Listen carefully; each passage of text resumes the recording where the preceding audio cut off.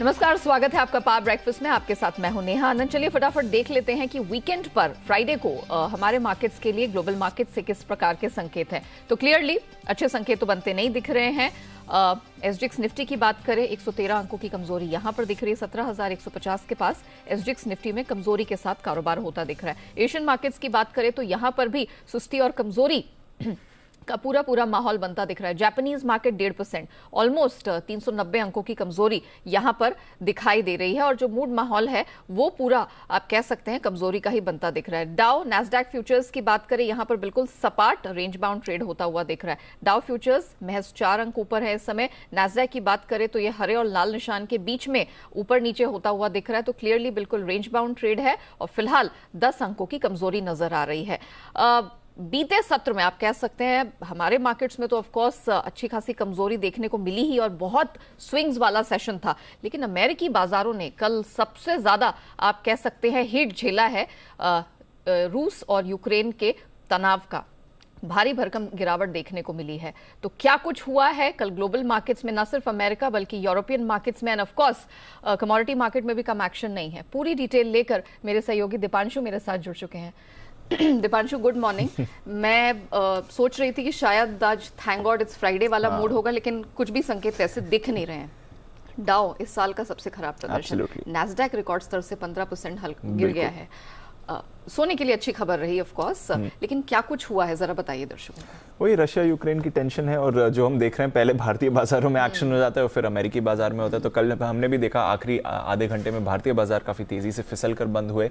उस समय Dow futures पर भी 200 पॉइंट्स का आपको दबाव दिख रहा था। तो उसके हिसाब से देखें तो कल की 650 पॉइंट्स की गिरावट काफी खराब मानी जानी चाहिए। इनफैक्ट पॉइंट वाइज अगर आप देखें तो डाउ के लिए सबसे खराब दिन रहा इस साल का। नवंबर के बाद सबसे बड़ी फॉल आपने डाउ में आती हुई देखी। नैस्डैक तो ऑफकोर्स काफी बुरी तरह टूटते हुए आपको दिखा। 2.9% की भारी गिरावट नैस्डैक में आती हुई देखिए। S&P 500 2% नीचे था, रसेल 2000 भी 2.5% नीचे था। तो कहीं पे भी उनके बाजारों में राहत नहीं थी। सभी सेक्टर्स में प्रेशर आ रहा था। ब्रॉड बेस्ड एक सेलिंग आप कह सकते हैं जो आपने अमेरिकी बाजारों में बनती हुई देखी। और दो ही फैक्टर्स हैं जो इस समय बाजार के सेंटिमेंट को इफेक्ट कर रहे हैं। एक तो जो रशिया यूक्रेन के बीच तनाव वापस बढ़ते हुए दिख रहा है, इससे बाजार काफी चिंतित हैं। अब दोनों पक्षों ने, रशिया ने और यूक्रेन ने, एक दूसरे पर क्राइमिया में गोलीबारी करने के आरोप लगाए हैं। किसे मानना है किसे नहीं मानना है ये हम नहीं जानते, बट दोनों एक दूसरे पर आरोप लगा रहे हैं कि कल जो ये शेलिंग हुई है डोनेट्स्क के आसपास, ये कह रहे हैं कि आपने कराया, दूसरा कह रहे हैं कि नहीं हमने नहीं, आपने कराया। अमेरिका ने यूएन में एक इमरजेंसी अपील फाइल करी है युद्ध रोकने के लिए। तो जो यूएस के सेक्रेटरी ऑफ स्टेट हैं एंथनी ब्लिंकन, उन्होंने यूएन में जाके एक भाषण दिया है कि हमें सारे कदम उठाने चाहिए ताकि ये युद्ध रोका जा सके। और जैसे हम जानते हैं आरोप लग रहे हैं कि रशिया ने अपनी आर्मी वापस नहीं ली है। की पॉइंट्स पे रशियन आर्मी अभी भी है, ऐसा आरोप लगाया जा रहा है। तो ये एक बड़ी चिंता है। दूसरी बड़ी चिंता आ रही है फेड को लेकर। फेड के एक सदस्य हैं जेम्स बुलार्ड, जो काफ़ी क्लोजली फॉलो किए जाते हैं मार्केट से। उन्होंने कल एक बयान दिया है कि अग्रेसिव रेट हाइक्स का समय है इस समय, क्योंकि इन्फ्लेशन आउट ऑफ कंट्रोल हो रहा है। बल्कि वो कह रहे हैं कि जुलाई तक दरें 1% तक बढ़ाने का लक्ष्य रहना चाहिए, यानी कि 1% से दरें बढ़नी चाहिए बाय जुलाई। तो जो इंडिकेट कर रहे हैं कि आने वाले महीनों में शायद फेड अग्रेसिवली रेट हाइक्स कर सकता है। यही नहीं, काफ़ी सारे और ग्लोबल सेंट्रल बैंक्स पर भी प्रेशर है। ब्रोकरेजेस और बाकी बैंक्स भी अनुमान लगा रहे हैं कि शायद इस साल up to 6 rate hikes Fed कर सकता है। तो हमने शुरुआत में 3 रेट हाइक्स का अनुमान लगाया था, अब वो डबल हो गया है और ऐसा अनुमान लगाया जा रहा है कि 6 बार रेट्स बढ़ सकते हैं। तो उसका भी प्रेशर बाजार में आ रहा है। तो इन दोनों फैक्टर्स पर आप रखिए नजर, इसका एक्शन हो। हालांकि इस पर बॉन्ड यील्ड्स ने कल ज्यादा रिएक्ट नहीं किया। इनफैक्ट 2% से नीचे अमेरिकी बॉन्ड यील्ड कल आई है। यूरोप के बाजार की बात करें तो यहां पर भी आपने 1% तक की गिरावट देखी है। कच्चे तेल में सरप्राइजिंगली उतना ज्यादा एक्शन नहीं हुआ। $93-92 के बीच में ही थोड़ा रेंज में है इस समय ब्रेंट। हल्का सा दबाव आपको वहां पर बनते हुए दिख रहा है। और फाइनली गोल्ड, जैसा आप कह रही थी, बड़ा उछाल यहां पर आया है। $1900 का स्तर इंटरनेशनल मार्केट्स में 8 महीने के बाद सोना आया है। ऑफ कोर्स भारतीय बाजारों में तो 13 महीने की ऊंचाई पर यह ट्रेड होते हुए दिख रहा है। तो काफी एक्शन हो रहा है रशिया यूक्रेन की वजह से एंड ऑफ कोर्स फेड की रेट हाइक्स के बढ़ने के अनुमान से।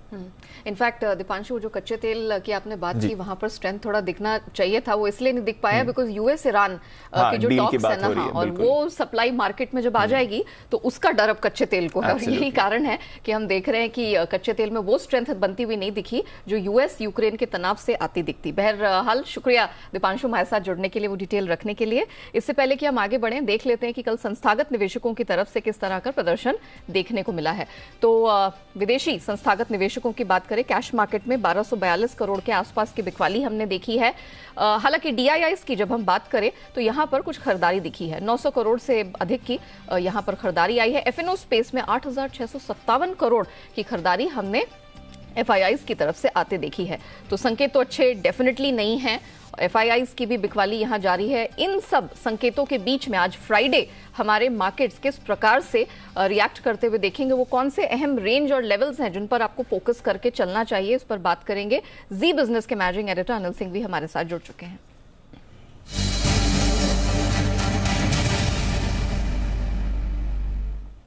Anil sir, good morning.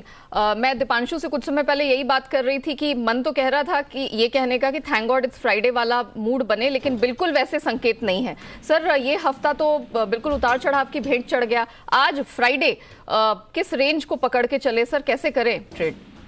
Good morning Neha. नहीं, आप कह सकते हैं थैंक गॉड इट्स फ्राइडे। कम से कम अगले 2 दिन बाजार नहीं गिरेंगे, या इससे ये पूरा पक्का हो जाता है फ्राइडे होने की वजह से, क्योंकि जिस तरह का मूड माहौल है उसको देखते हुए बाजारों का अंदाजा लगाना बड़ा मुश्किल काम हो रहा है, क्योंकि पूरी तरह से खबरों के दम पर चल रहे हैं। जहां कल सुबह हम शुरुआत कर रहे थे तो खबरें बेहतर थी, कल दिन भर खबरें तनाव बढ़ने की आई, और कल देर रात भी अमेरिका से जो खबरें आती हुई दिख रही है वो कोई बहुत अच्छी नहीं है। तनाव कम होता नहीं दिख रहा है, शायद अमेरिकी बाजारों ने उसी पर रिएक्शन दिया है। साथ ही ब्याज दरों को लेकर भी एक दिन जो हल्की सी राहत के संकेत थे कि फेड की मीटिंग के जो मिनट्स आए वो उतने बुरे नहीं है, इनफैक्ट थोड़े बेहतर थे। उन दोनों को देखते हुए भी वापस से मामला वैसा ही हो गया, दोनों ही फैक्टर्स खराब होते हुए दिखे। सो बात वही है कि फिर आप हफ्ते का आखिरी दिन है और जाहिर सी बात है कि ट्रेडर्स वीकेंड पर इन सब माहौल के बीच में अपनी पोजीशंस बहुत ज्यादा रखना नहीं चाहेंगे, न तेजी की न मंदी की, क्योंकि सोमवार सुबह जब आप लौटे तो किसी भी तरह की खबरों से आपको 2-4 होना पड़ सकता है। हो सकता है अच्छी भी आ जाए, हो सकता है कुछ और भी बिगड़ जाए। तो इसलिए थोड़ा हल्का रहेगा मार्केट वॉल्यूम्स के लिहाज से, एक्शन के लिहाज से, लेकिन शुरुआत कमजोर होनी ही है, इसमें कोई डाउट नहीं। तो अभी 17,050, 17,150 तुरंत सपोर्ट है यहाँ पर निफ्टी पर। ये होल्ड होना चाहिए। अगर इस लेवल के नीचे जाकर ट्रेड करना शुरू किया तो फिर हमने जो 17,800, 850 की रेंज में, माफ कीजिएगा 16,800, 16,850 की रेंज में जो सपोर्ट लिया उधर तक जाने की कोशिश हो सकती है। लेकिन ऐसा लगता है कि इन खबरों के बीच में एक बार आज 17,000 को होल्ड करे और नीचे की रेंज 17,050, 17,100 की 150 की रहनी चाहिए। ऊपर में 17,400, 17,500 की रेंज में हम 2-3 दिन पहुंचकर वहां पर हाई बना रहे हैं, उसको पार करना मुश्किल होता दिख रहा है। वहां पर प्रॉफिट बुकिंग आती दिख रही है। तो आज भी हायर साइड पर इसी रेंज पर आपको करना चाहिए फोकस। जहां तक बैंक निफ्टी का सवाल है, बैंक निफ्टी ने कल ही कमजोर होने के संकेत दे दिए थे। अब जो इम्पोर्टेंट सपोर्ट बैंक निफ्टी के लिए वो है 36,800 से 36,900 की रेंज में, प्रिसाइजली 36, और ये 100 पॉइंट की रेंज सपोर्ट का काम करेगी। ऊपर की तरफ आप 38,000, 38,200 ये रेंज है जहां पर बार बार प्रॉफिट बुकिंग आती दिख रही है। 38,000 के ऊपर वो हाई रेंज होगी। लेवल्स जो मैं बड़े लंबे दे रहा हूँ, रेंज जो बड़ी दे रहा हूँ, दूर की दे रहा हूँ, दोनों ही तरफ तेजी और मंदी की, वो इस वजह से है नया कि किसी भी तरफ कोई खबर आ जाए वो बाजार में आजकल 150-200 पॉइंट का मूव, निफ्टी में 250 पॉइंट का मूव बड़ा आम सी बात हो गई है। तुरंत किसी 1-2 फ्लैश पर खबर आने पर बाजार बड़ा मूव दे सकते। तो बेहतर यही है कि अपनी ट्रेडिंग पोजीशन लिमिटेड रखें, कम से कम रखें और स्ट्रिक्ट स्टॉप लॉस के साथ रखें, वो ज्यादा बढ़िया होगा। Okay sir, thank you so much sir, वो वर्ड ऑफ एडवाइस देने के लिए और साथ ही बताने के लिए कि किस रेंज में आज हमारे दर्शकों को ट्रेड करके चलना है। मैं दर्शकों की सहूलियत के लिए वो लेवल्स रिपीट कर देती हूँ। निफ्टी में सपोर्ट रेंज होगी 17,050 से 150 की, अपर साइड में 17,400, 500 ये आप ऊपर की रेंज पकड़ के चल सकते हैं। बैंक निफ्टी में 36,800, 900 ये एक सपोर्ट रेंज का काम करेगी और अपसाइड में 38,000, 38,200 यहां तक आपको बैंक निफ्टी ऊपर जाता हुआ नजर आएगा। और जैसे कि अनिल सर ने कहा, स्टॉप लॉसेस बिल्कुल डिसिप्लिन के साथ स्ट्रिक्टली मेंटेन करके चलना अभी के मार्केट में बहुत ही ज्यादा जरूरी है। चलिए, ये तो बात होगी ब्रॉडर मार्केट्स की, लेकिन स्टॉक स्पेसिफिक एक्शन भी कम नहीं है। नतीजों का सीजन पे भले ही विराम लग गया हो, लेकिन खबरों के दम पर बहुत सारे स्टॉक्स चलने वाले हैं। तो क्या है ट्रिगर्स, क्या है स्टॉक्स इन न्यूज की लिस्ट, पेश करेंगे मेरे सहयोगी वरुण दुबे। Varun, good morning. नतीजे फाइनली ओवर है, 1-2 है। अंबुजा के कल आए हैं। अंबुजा के कल आए, तो जरा बताइए कि आने वाले नतीजे, कल अंबुजा के numbers end of course stocks in news की लिस्ट क्या कहती है? हाँ, स्टॉक्स इन न्यूज की लिस्ट इंपॉर्टेंट है। नंबर्स तो जैसे कि आपने कहा, आप तो आए गए हैं, ऐसे ही है। कैश में आज आने वाले हैं हुतामाकी और आर सिस्टम्स के नतीजे, तो ये कुछ कैश के स्टॉक्स है। इसके अलावा एस्कॉर्ट्स की आज बोर्ड की बैठक है और यहाँ पे कुबोटा को प्रेफरेंशियल बेसिस पे इक्विटी शेयर जारी करने पे कंपनियाँ विचार करने वाली है, तो एस्कॉर्ट्स के लिए इंपॉर्टेंट दिन है। इसके अलावा इक्विटा स्मॉल फाइनेंस बैंक QIP पे बोर्ड की बैठक है, तो यहाँ पर आपको नजर रखनी है। वहीं अंबुजा सीमेंट पर आप नज़र रखिएगा क्योंकि आज इस कंपनी के नतीजे, इनफैक्ट कल बाजार बंद होने के बाद इस कंपनी के नतीजे आए हैं और यहाँ पे नतीजे जो है थोड़े वीक नज़र आ रहे हैं क्योंकि रेवेन्यूज़ जो है 6.3% बढ़े, लेकिन मार्जिन देखिए 15.2% के आसपास आए हैं और यहाँ पे कंपनी का जो मुनाफा है उसमें करीब 49% के आसपास की गिरावट आई है। हालांकि कंपनी ने 6.3 रुपीज़ प्रति शेयर के आसपास के डिविडेंड का ऐलान किया है, तो इसके चलते भी आपको यहाँ पर नज़र रखनी है। वहीं IOC, HPCL, गेल, ONGC इन सभी कंपनीज पे नजर रखेगा क्योंकि पावर मिनिस्ट्री ने ग्रीन हाइड्रोजन के लिए पॉलिसी जो है पेपर वो जारी कर दिया है। वर्ष 2030 तक 50 लाख टन ग्रीन हाइड्रोजन उत्पादन का लक्ष्य रखा गया है, तो काफ़ी सारे और डिटेल्स भी निकल के आए हैं इस पॉलिसी को लेके, तो उसके चलते कहीं ना कहीं आपको इन सभी काउंटर्स पे नजर रखनी है।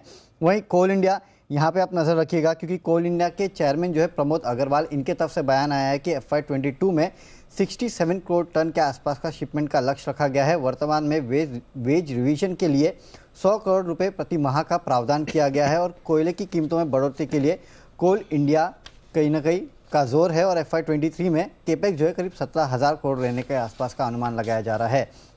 इसके अलावा हीरो मोटोकॉर्प यहाँ नज़र रखेगा क्योंकि हीरो इलेक्ट्रिक ने हीरो मोटोकॉर्प के खिलाफ जो याचिका है वो वापस ले ली है। हीरो मोटोकॉर्प को EV के लिए हीरो नाम इस्तेमाल करने के खिलाफ जो है वो याचिका दायर की गई थी। अब दिल्ली हाईकोर्ट ने एक ट्रिब्यूनल फॉर्म किया है 3 लोगों का और वो ट्रिब्यूनल जो है आगे का फैसला लेगा। वहीं HGS और नेक्स्ट डिजिटल यहाँ पे यानी कि हिंदुजा ग्लोबल और NXT डिजिटल यहाँ पे आप नज़र रखिएगा क्योंकि NXT डिजिटल के बोर्ड ने जो स्कीम ऑफ अरेंजमेंट है उसको मंजूरी दी है और जो स्वैप रेशियो निकल के आया है NXT डिजिटल के हर 3 शेयर के लिए HGS के बोनस के बाद आपको 20 शेयर दिए जाएंगे, तो ये आपको याद रखना है। इसके अलावा चंबल फर्टिलाइजर पे नज़र रखिएगा क्योंकि प्रमोटर्स ने 15 और 16 फरवरी को करीब 0.027% के आसपास की हिस्सेदारी जो है इस कंपनी में बेची है। गति प्रमोटर्स ने 15 फरवरी को 0.008% के आसपास की हिस्सेदारी जो है वो बेची है। शक्ति पंप्स में भी प्रमोटर्स ने 15 और 16 फरवरी को 0.07% के आसपास की हिस्सेदारी खरीदी है और इंडिया निपॉन इलेक्ट्रिक में प्रमोटर्स ने 15 फरवरी को 3.93% के आसपास की हिस्सेदारी खरीदी है। तो इन सब के चलते स्टॉक्स जो है वो भी आपके फोकस में रहना चाहिए। ओके, पॉइंट टेकन वरुण, शुक्रिया वो पूरी डिटेल हमारे दर्शकों के सामने रखने के लिए। चलिए अब जान लेते हैं कि अलग अलग ब्रोकिंग फर्म से हमारे दर्शकों के लिए आज कौन कौन से ट्रेडिंग कॉल्स आए हैं। चॉइस ब्रोकिंग HDFC लाइफ खरीदने की सलाह आ रही है, 580 का स्टॉप लॉस लगाएं, टारगेट 617 का। आनंद राठी सिक्योरिटीज एडवाइस कर रहे हैं कि आप विप्रो पर दाव लगा के चले, स्टॉप लॉस 530 और 629 का टारगेट रहेगा इसमें। सेंट्रम ब्रोकिंग की सलाह बजाज इलेक्ट्रिकल्स खरीदने की है, 1225 का टारगेट, 1170 का स्टॉप लॉस। और ONGC में पैसे लगाने की सलाह है 177 के टारगेट के लिए, स्टॉप लॉस यहां पर 168 का आपको लगाकर चलना है।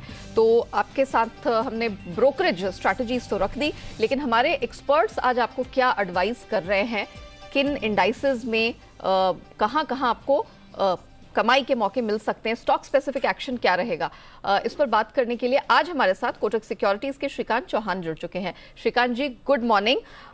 क्यूज तो अच्छे नहीं हैं ग्लोबल मार्केट्स के, जाहिर तौर पर हमारे मार्केट ने कल रिएक्ट भी किया और बहुत स्विंग्स के साथ रिएक्ट किया। आज बताइए, निफ्टी बैंक निफ्टी क्या रणनीति अपना सकते हैं? बिल्कुल, गुड मॉर्निंग एवरीबॉडी। देखिए, मुझे लगता है कि जो निफ्टी है वो लगातार लोअर टॉप लोअर बॉटम की सीरीज बना रहा है और कल के अच्छे क्यूज के बाद यानी जब मार्केट खुल रहा था तब और अच्छे ओपनिंग के बाद भी मार्केट जो था वो 17,500 17,400 के लेवल्स को कॉन्फिडेंटली क्रॉस नहीं कर सकता और वापस हम lower point of the day में जाके क्लोज हुए थे। और वैसे भी देखा जाए तो इवेंट जो है वो काफी अनसर्टन चल रहा है और इसी वजह से जो मार्केट है वो उतना ही वॉलेटाइल है।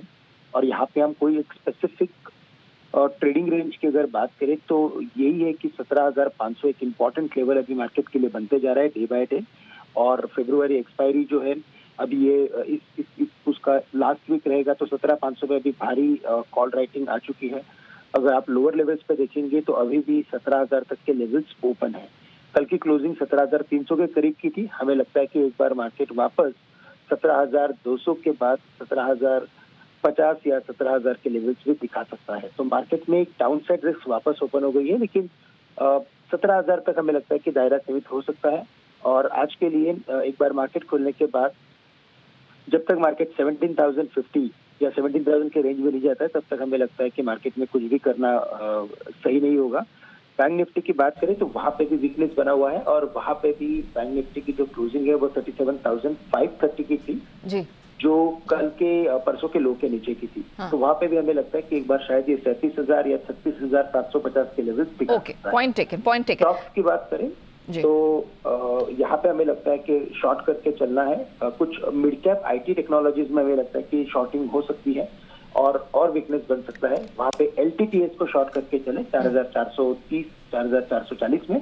टारगेट रहेंगे 4,250 के या 4,300 के, स्टॉप लॉस रहेंगे 4,500 के जी। साथ ही साथ हमें लॉन्ग करना है महिंद्रा एंड महिंद्रा पे, लेकिन अगर कोई वीकनेस मिली तो 850 के करीब 845 का स्टॉप लॉस रखें और 880 के टारगेट रख सकते हैं। ओके, चलिए कमोडिटी मार्केट में भी कम एक्शन नहीं रहा है। समझते हैं एसएमसी ग्लोबल की वंदना भारती से कि आज किन किन कमोडिटीज में कमाई का मौका मिलेगा। वंदना, गुड मॉर्निंग। सोने से शुरुआत करेंगे।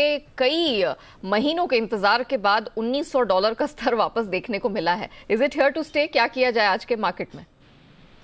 Good morning. Very high volatility अभी देखने को मिल सकती है यहाँ पे, और अभी ग्लोबल ट्रेड में दिखा रहा है कि सोना थोड़ा सुस्त पड़ रहा है इतने हायर साइड मूवमेंट के बाद, लेकिन मुझे लग रहा है कि प्राइसेस फिर से रिटर्न आ सकते हैं हायर साइड की तरफ।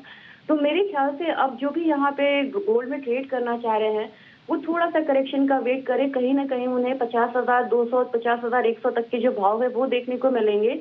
लेकिन यहाँ पे बहुत जल्दी गोल्ड में अगर मैं बात करूँ इंटरनेशनल मार्केट में तो 1920 का जो एक रेंज है वो देखने को मिलेगा। अगर घरेलू बाजार की मैं बात करूं तो मुझे लग रहा है यहाँ पे कि 51,000 बहुत इजीली यहाँ पे गोल्ड में आ सकता है।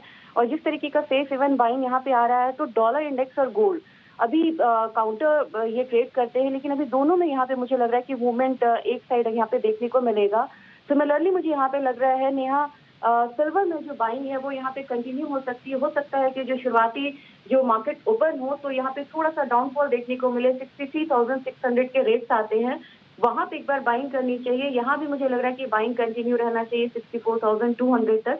स्टॉप लॉस इसके लिए लगाना होगा 63,300 का। कल दिखाने के बाद नेचुरल गैस में कल हमने लोअर साइड पे क्लोजिंग देखी है, क्या बिकवाली जारी रहेगी? क्या करें? नेहा, इसमें एक चीज और है कि फ्रांस में जो न्यूक्लियर सप्लाई था इलेक्ट्रिसिटी का वो यहाँ पे हैम्पर हुआ है और एनजी यूरोप पे काफी ज्यादा रिएक्ट कर रहा है। तो मेरे ख्याल से लोअर साइड देखने को मिलेगा, लेकिन फिर से वहां से एक बाइंग जो है रिटर्न आ सकती है। तो देखिए 340 320 एक बहुत बढ़िया रेंज है जहाँ से बार बार नेचुरल गैस में बाइंग रिटर्न आ रही है। मेरे ख्याल से जो भी करेक्शन यहाँ पे आता है वहाँ पे बाइंग करनी चाहिए और सेल करना चाहिए और वहाँ पे मुझे लग रहा है कि एक बार 345 के लेवल्स अगर आते हैं सेलिंग इनिशिएट करना चाहिए। 331 का टारगेट रखना होगा। स्टॉप लॉस यहाँ पे हम करीब 350 का लगा के चल सकते हैं। लेकिन जो शॉर्ट टर्म ट्रेडर है नेहा उनके लिए एक बहुत अच्छी अपॉर्चुनिटी होगी कि अगर उन्हें 331 330 के लेवल्स मिलते हैं तो वहाँ पे फिर से वो बाइंग इनिशिएट कर सकते हैं और जो होल्डिंग पीरियड होगा वो करीब 2-3 दिनों का होगा। तो इंट्राडे में यहाँ पे सेलिंग की अपॉर्चुनिटी है, लेकिन जो शॉर्ट टर्म ट्रेडर्स हैं उनको खरीदारी करके चलना है। ठीक है वंदना, थैंक यू सो मच हमारे साथ जुड़ने के लिए और वो धमाकेदार कमोडिटी मार्केट की स्ट्रैटेजीज रखने के लिए। फटाफट हमारे दर्शकों को बताते हैं कि एफआईआई इन्वेस्टमेंट रिपोर्ट एफआईआर क्या कहती है और किन ब्रोकरेजेस ने किन स्टॉक पर अपना भरोसा जताया है। मॉर्गन स्टैनली अंडरवेट का व्यू इनका बनता हुआ दिखाई दे रहा है। नेस्ले में 15,712 का टारगेट ये सुझा रहे हैं। क्रेडिट स्विस की वहीं अगर बात की जाए तो उन्होंने मेंटेन न्यूट्रल आउटलुक अपना बरकरार रखा है। टारगेट बढ़ाया है 19,500 से बढ़ाकर इसे 20,000 कर दिया है। चलिए इसी के साथ पावर ब्रेकफास्ट में इतना ही, मुझे दीजिए इजाजत।